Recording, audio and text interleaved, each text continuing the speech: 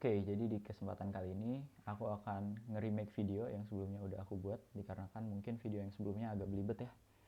Jadi pada kesempatan kali ini aku akan nge-review kasus peptic ulcer. Jadi ini kasus dari sistem GIS, gastrointestinal system, yang dimana pada kasus ini materi yang akan kita bahas adalah anatomi dari lambung beserta histologinya, lalu fisiologi di sini berupa HCl secretion dan ada beberapa fisiologi lainnya. Lalu tentunya dibahas mikrobiologi karena agen penyebab penyakit ini atau etiologinya merupakan infeksi bakteri Helicobacter pylori.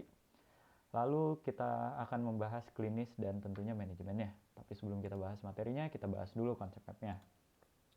Jadi pada dasarnya, etiologi dari penyakit ini adalah infeksi Helicobacter pylori yang menginvasi bagian lambung, dan ketika terjadi invasi itu maka tentunya akan ada virulence factor yang dikeluarkan atau dirilis. Yang pertama berupa urease, yang dimana urease ini merupakan enzim yang mendisosiasi atau mengkonvert urea menjadi CO2 dan amonia. Yang dimana manifestasinya ketika dilakukan urea breath test itu hasilnya positif. Dan seperti yang kita ketahui, amonia itu merupakan zat basa sehingga akan memberikan efek buffer terhadap lingkungan asam lambung sehingga pH di dalam lambung meningkat dan bacterial survival di dalam lambung juga ikut meningkat. Lalu selanjutnya terdapat protease dan fosfolipase, yang dimana di sini sifatnya itu menghancurkan mucosal barrier dari lambung. Lalu ada VACA yang dimana mengindus apoptosis dari sel yang terdapat pada lining lambung dengan cara pembentukan vakuola atau vacuolization. Nah, ya. Lalu ada CAGA dan lipopolisakarida yang dimana menginduksi inflamasi melalui cara menghancurkan sitoskeleton dan merilis inflammatory mediator seperti interleukin 8, yang dimana inflamasi ini memberikan efek berupa peningkatan sekresi gastrin. Seperti yang kita ketahui, gastrin ini merupakan hormon yang berperan dalam aktivitas lambung, sehingga jika sekresinya meningkat maka sekresi dari asam lambung juga akan meningkat, yang dimana manifestasi dari setiap efek yang diberikan oleh virulence factor akan menyebabkan stomach mucosal injury dan tentunya akan membentuk ulcer, yang dimana dari sini kita dapat mendiagnosa pasien mengalami peptic ulcer. Lalu dikarenakan di sini terdapat mucosal injury, maka gastric juice yang terdapat di dalam lambung dapat mempenetrasi mukosa. Seperti yang kita ketahui, gastric juice itu sifatnya asam dan korosif, sehingga akan terjadi iritasi dari submucosal plexus, yaitu network dari saraf yang menginervasi lambung, sehingga manifestasinya berupa rasa sakit setelah makan makanan yang berat, lalu epigastric pain dan tenderness, lalu ada juga mual-mual.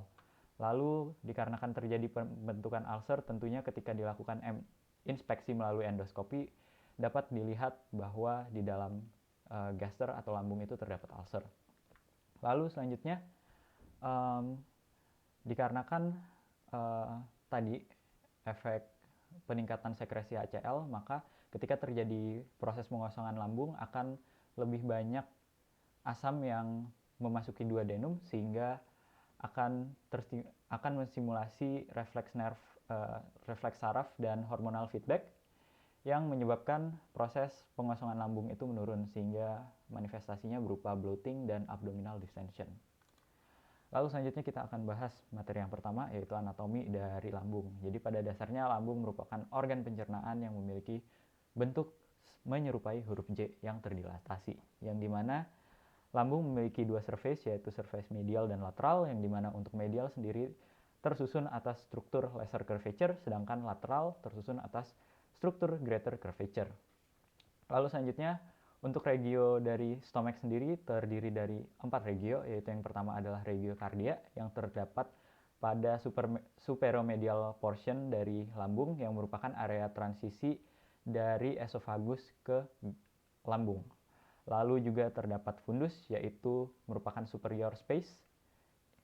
Lalu terdapat body, yaitu bagian paling besar dari lambung yang berfungsi sebagai mixing tank dan Sekresi HCl mostly terjadi di body. Lalu juga terdapat pylorus, yaitu area transisi antara lambung dan duodenum. Lalu untuk histologi dari lambung sendiri, secara garis besar tersusun atas lapisan mukosa, submukosa, muscularis externa, serosa dan serosa. Yang dimana signifikansinya pada kasus ini ya pada bagian mukosa itu terdapat gastric glands yang dimana terdiri dari beberapa secretory cells, yang dimana secretory cellsnya itu diantaranya adalah parietal cells yang berfungsi dalam sekresi asam lambung dan intrinsic factor. Seperti yang kita ketahui, intrinsic factor itu berperan dalam regulasi penyerapan vitamin B12. Ya, vitamin B12. Lalu ada G-cell, yang dimana G-cell ini berfungsi dalam sekresi gastrin, yaitu hormon yang mempengaruhi aktivitas lambung. Lalu ada chief cells, yang dimana fungsinya itu untuk mensekresi pepsinogen, yaitu bentuk tidak aktif dari enzim pepsin yang berperan dalam digestion protein dan mukus, sel mukus. Lalu selanjutnya di sini kita akan membahas tentang fisiologi dari HCl secretion. Jadi pada dasarnya pembentukan HCl itu tidak terjadi secara intraseluler, tetapi secara parsial pada lumen lambung. Kenapa tidak intraseluler? Karena kalau terbentuknya intraseluler itu akan merusak sel pembentuknya, karena asam lambung ini sifatnya korosif. Lalu untuk pembentukannya sendiri diawali dari disosiasi H2O menjadi ion H+ dan ion hidroksida, yang dimana ion H+ yang terdisosiasi akan dipompa ke lumen gaster melalui HK-ATPase secara aktif transport. Lalu selanjutnya ion hidroksida yang merupakan hasil disosiasi dari H2O tadi akan bereaksi dengan intraseluler karbon dioksida membentuk bikarbonat, yang dimana reaksi ini dikatalisasi oleh karbonik anhidrase, yaitu sebuah enzim. Lalu selanjutnya ion bikarbonat akan dipompa ke interstitial space dengan cara bertukaran dengan Cl-.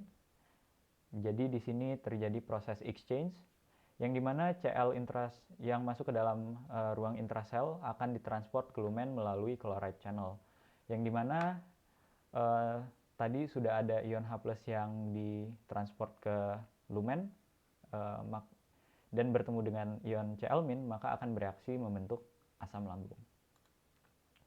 Lalu selanjutnya di sini kita akan bahas regulation dari gastric activity. Jadi pada dasarnya terdapat 3 fase regulasi aktivitas lambung, yang dimana berdasarkan namanya itu jadi namanya itu diambil dari tempat di mana stimulasinya itu terjadi. Yang pertama adalah cephalic phase, yang dimana terjadi ketika kita melihat, membau, atau mencicipi makanan, maka akan meningkatkan aktivitas lambung dengan cara meningkatkan sekresinya, entah itu mukus, HCl, ataupun pepsinogen.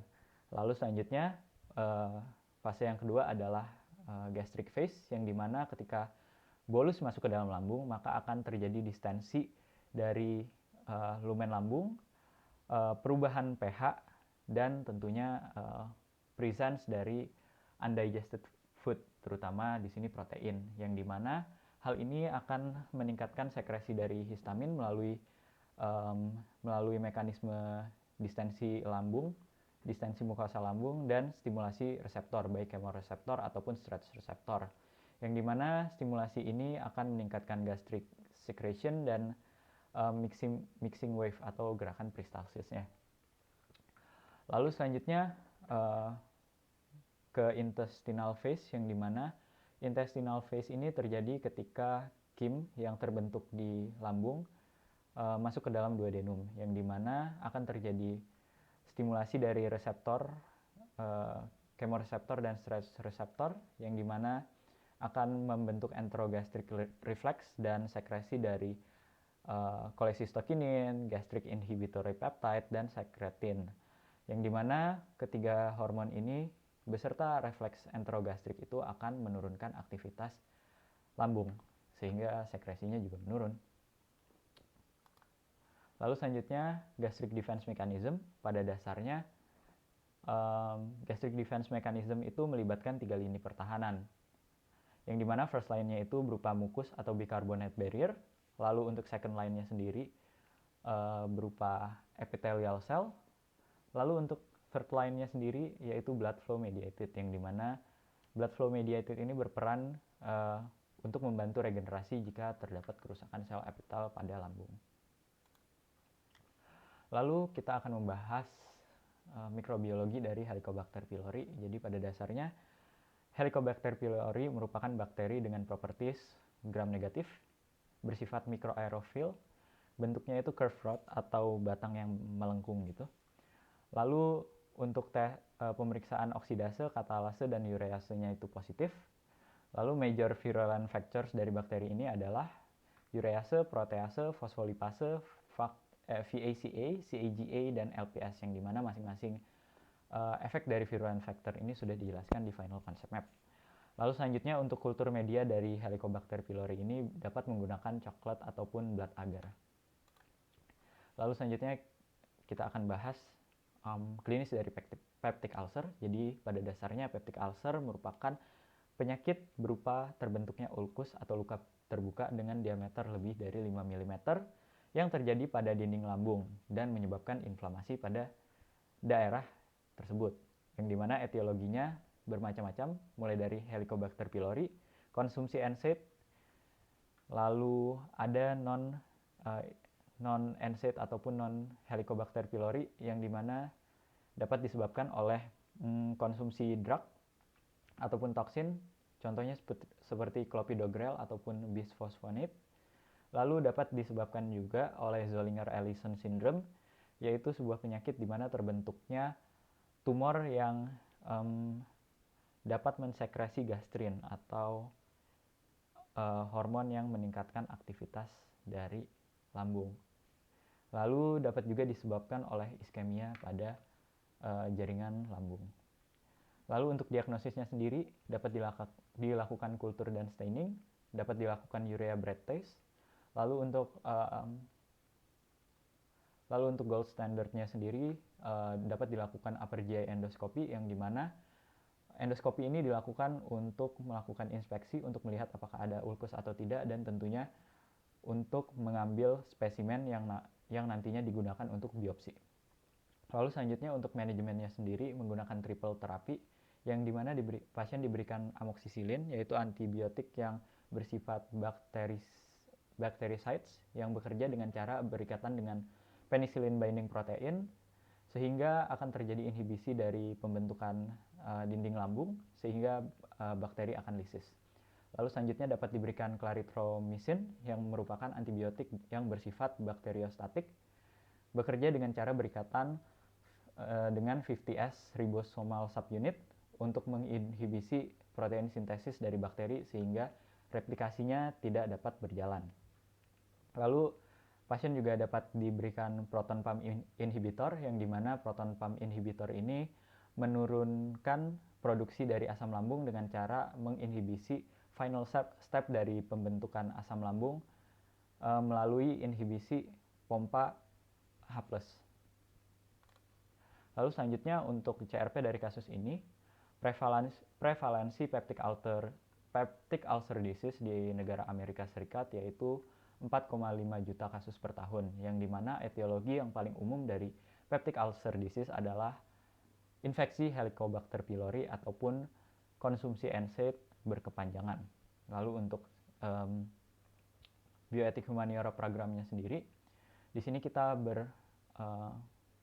menggunakan prinsip seperti kasus-kasus sebelumnya, yang dimana untuk aspek beneficence dan non-maleficence-nya sendiri tentunya atas segala tindakan ataupun pemeriksaan yang kita lakukan kepada pasien tentunya harus di-inform consent, dijelaskan tentang indikasinya, lalu kemungkinan atau potensi ketidaknyamanan, dan tentunya komplikasinya. Lalu juga mengenai manajemennya, kita harus memberikan manajemen yang memiliki benefit yang lebih besar daripada kerugiannya. Lalu untuk autonomi dan justice sendiri, atas segala tindakan, pemeriksaan, ataupun manajemen yang kita sarankan, itu tetap keputusannya berada di tangan pasien. Oke deh, sekian untuk kasus kali ini. Kurang lebihnya mohon dimaafkan. Semoga video penjelasan kali ini dapat berguna untuk teman-teman belajar dan make sense. Oke deh, sekian dan terima kasih. Wassalamualaikum warahmatullahi wabarakatuh.